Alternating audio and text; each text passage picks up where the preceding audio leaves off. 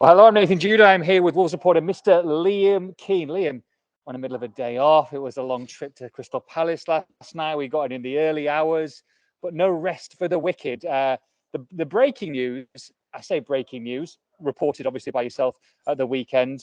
Michael Beale was interviewed for the job, and it looks like he's become Wolves' number one target now. So if you just let us know the developments today and the situation with the managerial situation.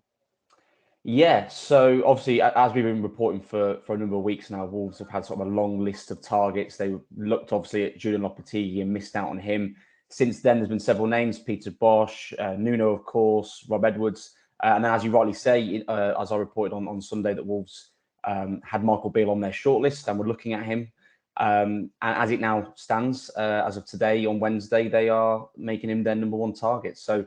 I understand as of right now, as of 3:30 in the afternoon, there's been no contact with QPR. And of course, they play tonight as well, which will be very interested to hear from Michael Beale after their game as well. But you expect that Wolves will move fairly quickly on this one now. Reports suggesting that there's a buyout clause for him as well in his contract. So if that's the case, Wolves will be able to make the deal fairly easily. You'd imagine he would like to move. And for Wolves, they're making their move for a young, progressive, forward-thinking manager who they're quite excited about what he could potentially offer the Wolves. So tell me, who is Michael Beale? For the person who's coming in, and it's like, well, I've never heard of this Michael Beale guy. He's at QPR. What's going on? A little bit of background about him and what he brings to the table, and basically his career. Because I've got to admit, going into this season, or maybe back in the last season, I wouldn't know too much about him myself. But he's obviously doing some really, pulling up some trees really in the football world. And just let us know what he's done in his career so far. Yeah, so he's 42 years old. So in terms of being a manager, he's fairly young, and the QPR job is his first job. Tonight will be his 15th game in management. So we'll come on to the risks of that, and of course there are some associated with it. But he's very highly thought of in the game across football. He went over to Brazil and was assistant manager of São Paulo under Rogerinho Ceni over there.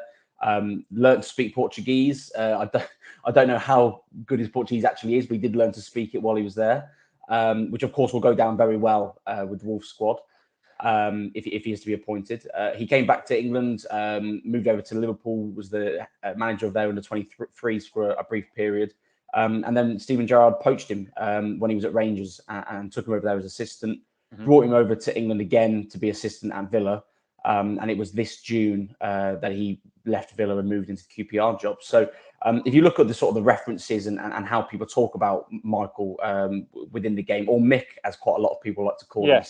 So I'm sure we'll figure out which one he prefers. As I say, they're glowing. Steven Gerrard, just in May this year, before Michael Beale left Villa, spoke about how it would take him 15 to 20 years to be as good a coach as he is on the pitch. Talked about him being special and spoke about him up there with Brendan Rodgers and Jose Mourinho as that style of manager who didn't have a long playing career and moved into coaching quite early. So he gets glowing references from everywhere he's been.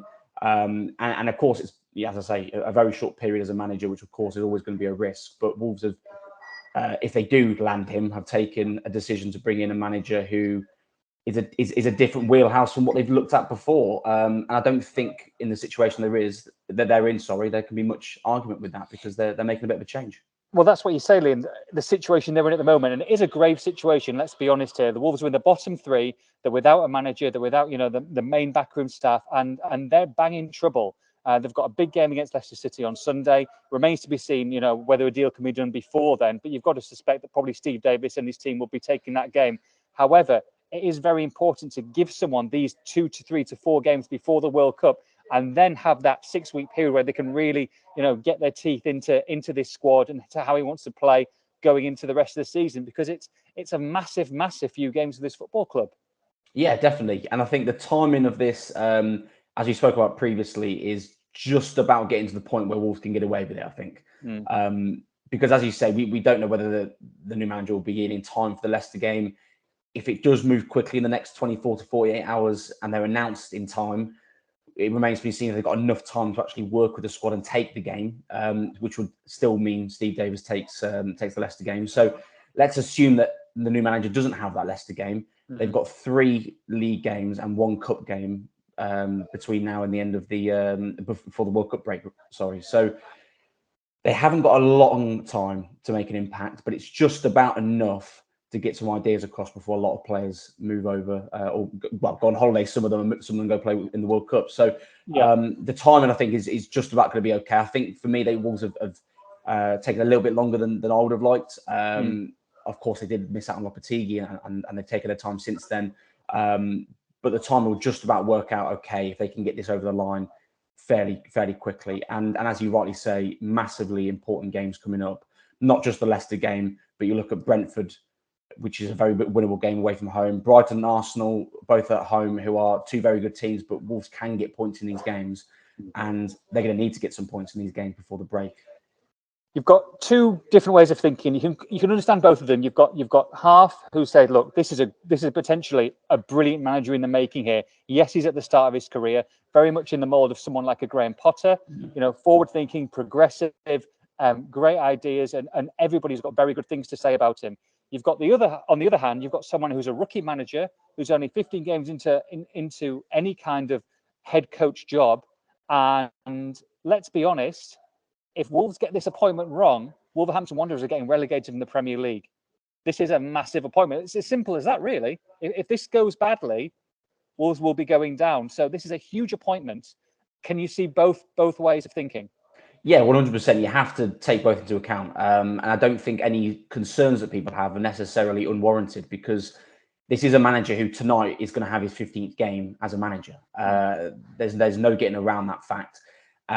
He is a rookie manager. It's his first season as a manager. So we have to take that into account and look and say there are massive egos and players and big personalities at Wolves that you have to try and manage and gain the respect from. That's going to be important. First of all, you need to have a good blend of authority and, in some ways, put an arm around some of the players at Wolves. You've got to distinguish in that man of management which players need which process, really. Which is the same at lots of clubs, but in the position Wolves are in, it's even more vitally important because of the way they're collapsing within games at the moment. And they need a bit more character and personality about them. You'd imagine small details like him speaking Portuguese will help him gather some of that respect quite early on. The players will give him a chance, of course. I think they're a good group at Wolves, and they will give him a chance. You just hope that he can get that respect quickly if he is appointed. At the same time, as you rightly say, they're bringing a manager in who is so highly thought of, young, has coached and got experience in different environments abroad, back here as well, and has, put his wheelhouse together of what he can offer as a manager and as a coach. And having it on the field, on the training field, I think having that kind of respect and specialist skills that he does bring is going to hopefully translate to Premier League games. And if he can get that link, that's where the success will come. So it's certainly a risk in some respects if they do get it done. But Wolves have moved away from the Gestifute model. They've moved away from what we would expect them, the decisions that we'd expect them to make. And I quite welcome that. I welcome it. It's a breath of fresh air, to be honest. And this is going to happen very quickly, you assume, if it is going to happen? Yeah, you would imagine so. If the reports are correct about his buyout clause, then of course do that fairly quickly. With the game tonight, QPR that is, you would expect in the next 24 to 48, Wolves could move quickly on it. As I say, you would imagine he would be very open to the role, and he did speak. Fairly recently, in the last day or two, to the press about the links with Wolves, and he didn't sit there and say I'm going to take the job, but he also didn't turn it down publicly and say, look, I'm focused on QPR. He left it very open, and I think that speaks volumes as well. So Wolves want him. You imagine he wants Wolves, and in that scenario, it normally ends one way. So you'd imagine it moves fairly quickly unless there's no hitches. Great stuff. Well, we'll watch this space, and hopefully the viewers will be the third people to know, because you'll be the first and you'll tell me, and then we'll tell everyone else. Hopefully. So Yeah, that's how sounds it good to works. me. Liam, thanks very much. See you soon. Cheers, pal.